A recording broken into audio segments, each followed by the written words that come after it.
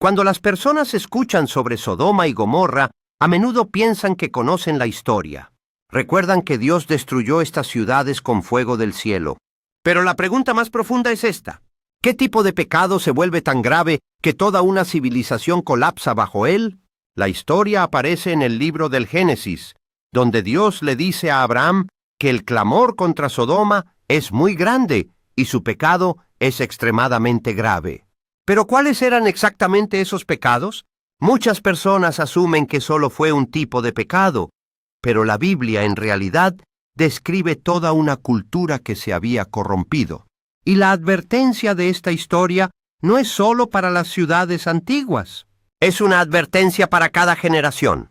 Primero, la Biblia nos dice que el pueblo de Sodoma estaba lleno de orgullo. En el libro de Ezequiel 16:49, Dios explica su condición. Tenían orgullo, abundancia de comida y una vida próspera y cómoda. Piensa en eso. Tenían mucha comida, tenían comodidad, tuvieron prosperidad, pero en lugar de gratitud, sus corazones se volvieron orgullosos.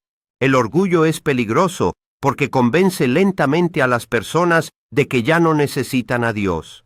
Una sociedad puede tener tecnología, riqueza, entretenimiento y éxito, pero si el orgullo reemplaza a la humildad, los cimientos comienzan a agrietarse. En segundo lugar, la Biblia dice que tenían abundancia pero no compasión. El mismo versículo en Ezequiel dice algo muy importante.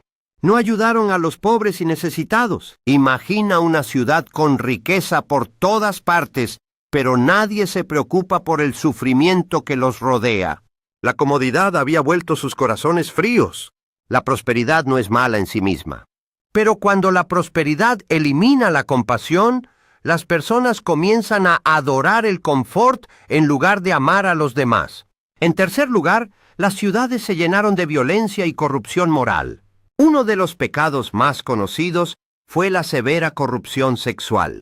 En el libro del Génesis, capítulo 19, cuando los ángeles visitan a Lot, los hombres de Sodoma rodean la casa e intentan cometer actos terribles.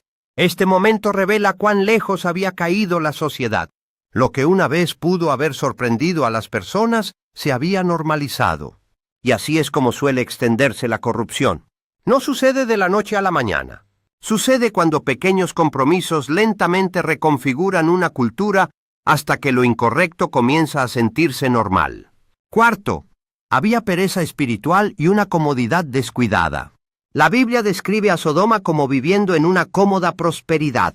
En otras palabras, estaban cómodos, entretenidos, satisfechos y distraídos. A veces, el mayor peligro para una generación no es la persecución, es comodidad sin propósito. Cuando las personas se sienten demasiado cómodas, dejan de buscar a Dios. Dejan de preocuparse por la justicia. Dejan de pensar en la eternidad. Y lentamente, sus corazones se distancian de la verdad. Por eso la historia de Sodoma y Gomorra sigue siendo relevante hoy en día. Porque la advertencia no se trata solo de ciudades antiguas.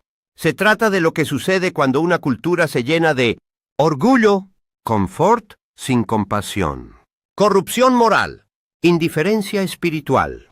Finalmente la Biblia dice que llegó el juicio. El fuego cayó del cielo y las ciudades fueron destruidas. Pero incluso en esta historia vemos algo poderoso. Dios primero escuchó las oraciones de Abraham.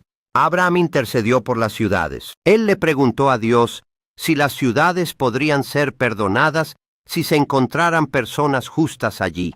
Esto muestra algo importante. Dios no está ansioso por destruir. Dios busca personas justas que se interpongan en la brecha. Personas que orarán. Personas que vivirán de manera diferente. Las personas que iluminarán lugares oscuros. La verdadera pregunta no es solo qué le ocurrió a Sodoma.